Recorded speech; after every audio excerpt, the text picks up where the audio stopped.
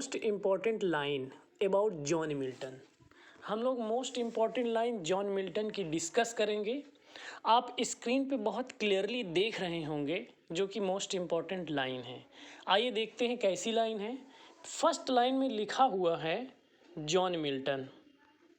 ये यहाँ पर आप देख सकते हैं जॉन मिल्टन। मिल्टन राइट्स आइल पेंसेरसो इन ऑक्टोस्लेबिक कपलेट्स, यानी मिल्टन ने आइल पेंसेरसो को ऑक्टोस्लेबिक कपलेट्स में लिखा है। आइल पेंसेरसो को किस में लिखा है? ऑक्टोस्लेबिक कपलेट्स में। अब ये ऑक्टोस्लेबिक कपलेट्स क्या हैं? कंसिस्टिंग ऑफ 8 सिलेबस, यही ऑक्टोस्लेबिक। एकदम छोटे और ब्रीफ में अगर बात की जाए तो consisting of 8 syllabus is octosyllabic couplets having or characterized by or consisting of 8 syllables, यानी आइल पेंसेरसो को ऑक्टोसिलेबिक कपलेट्स में लिखा गया है। देखिए नीचे सेकेंड लाइन आपको यहाँ पे है, second most important line, Il Penseroso is a vision of poetic melancholy.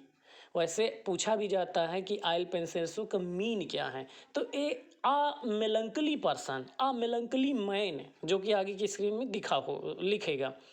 Bye Milton first found in the 1645-1646, यानी आइल पेंसेरसो सबसे पहले 1645 से लेकर 1646 में लिखी गई है। किसके द्वारा लिखी गई है? मिल्टन के द्वारा लिखी गई है। और ये किस तरह का विजन है? विजन ऑफ पोएटिक मेलंकली है, जो कि मिल्टन के द्वारा फर्स्ट फाउंड इन द 1645-1646, 1645 से 1646 ये आपको याद रखना है। आइल पेंसेरसो लिखा गया है। और इसका मतलब क्या होता है? इसका मतलब होता है मेलंकली मैन।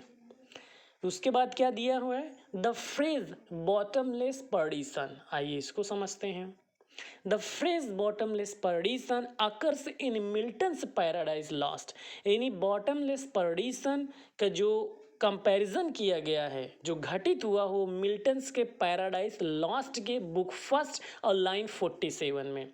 पैराडाइज लॉस्ट के बुक फर्स्ट लाइन 47 में बॉटमलेस परडिशन की बात कही गई है। और ये बॉटमलेस परडिशन है क्या? ये एक फ्रेज है। बॉटमलेस परडिशन दिया जाएगा और पूछा जाएगा कि क्या है, तो आप एक फ्रेज के रूप में इसे कहेंगे। थर्ड लाइन क्या कह रहा है? पैराडाइज लॉस्ट कब लिखी गई है? 1667 में और 1674 में लिखी गई है पैराडाइज लॉस्ट, यानी 1667 से स्टार्ट हुई 1674 तक लिखी गई। मोस्ट इम्पॉर्टेंट डेट है ये, हम बार बार भूल जाते हैं। पैराडाइज लॉस्ट 1667 1674 ना, it is written between this 2 days ना, starting from 1667 and and 1674 is divided into 12 books. बहुत इंपॉर्टेंट है, 12 बुक्स में डिवाइड हुआ है। And was written by John Milton, ये आप सभी को पता है। देखिए इसके बाद क्या लिखा हुआ?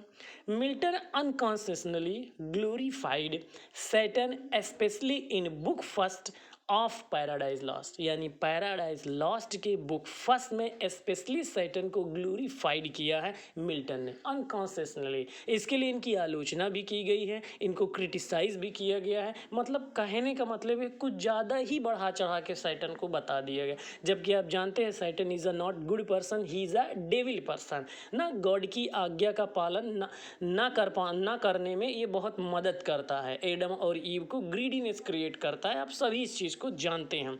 तो मिल्टन अनकॉन्शसली सैटन को ग्लोरीफाइड करता है, और ये चीज़ बुक फर्स्ट में है। ऐसे कई क्वेश्चन बनते हैं, ये लाइन दे देगा और फिर पूछ लेगा कि किसमें से लिया गया? पैराडाइज लॉस्ट से। किसने लिखा है? मिल्टन ने। पैराडाइज लॉस्ट के किस बुक में है? बुक 1 में है ना। और किसको ग्लोरीफाइड किया गया? सैटन को ग्लोरीफाइड किया गया अनकॉन्शियसली। देखिए विलियम ब्लैक इसी चीज़ को लेकर इनकी आलोचना करते हैं। William Blake who observed that Milton belong to the devil's party without knowing.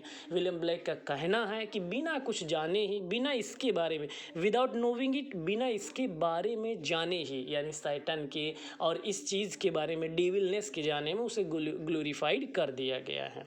तो ये आपका एक्सप्लेनेशन है, मोस्ट इंपॉर्टेंट लाइन है। आइए देखते हैं एल एलेग्रो का क्या मतलब होता है, एल पेंसेरसो का क्या मतलब होता है, जो कि जनरली हमसे ये चीज़ें पूछता है। क्या पूछता है?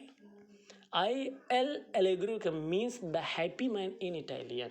इटालियन में एल एलेग्रो वर्ड का मतलब होता है happy man, the happy man. इस चीज़ को आप याद रखें, the happy man. Il Penseroso के क्या मतलब होता है? The melancholy man, the melancholy man. L'Allegro's companion piece called Il Penseroso, यानी एल एलेग्रो कंपेनियन है आइल पेंसेरसो का, ठीक है। पीस कॉल्ड है आइल पेंसेरसो, एक प्रकार से कह सकते हैं एल एलेग्रोज और आइल पेंसेरसियन कंपेनियन है।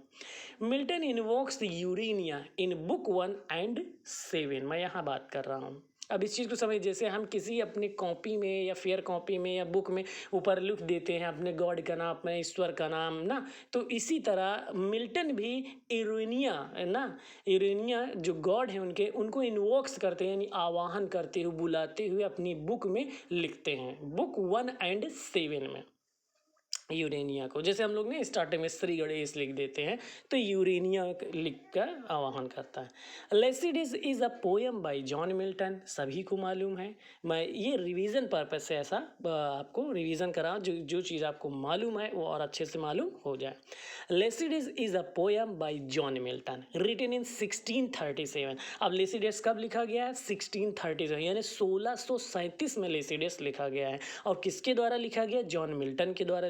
एज अ पास्टोरल एलिजी, ये पास्टोरल एलिजी है जो कि अपीयर्ड इन 1638 में अपीयर्ड हुआ है, लिखा गया है 1637 में, अपीयर्ड हुआ है 1638 में, ठीक है, आया है 1638 में। अब पास्टोरल एलिजी क्या होता है?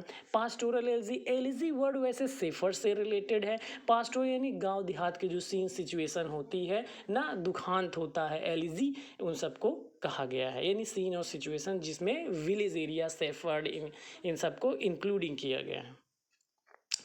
The glory never cell is his Wraith, जो ग्लोरी है, जो शान है, वो कभी झुकता नहीं हो ना। हिज रेथ, अपने गुस्से को कभी कंट्रोल नहीं करता, एक्सप्रेस करता है। माइट एक्सटॉर्ट फ्रॉम मी, ना उसे मुझसे छीन लिया जाए। यहाँ कहने का मतलब यही है कि वो जो बुरे लोग हैं, या बुरे लोग ना कहिए, आप कह सकते हैं कि इसमें जो है मिल्टन या सैटन की ये लाइन है, सैटन कहता है कि हमें कभी झुकना नहीं चाहिए, हमें कभी बेंट नहीं होना चाहिए, हमें किसी के सामने जो है झुकते नहीं, हम हमें स्ट्रेट रहें, यानी कभी भी आप ईल्ड मत होइए, ऐसा सैटन कहता है।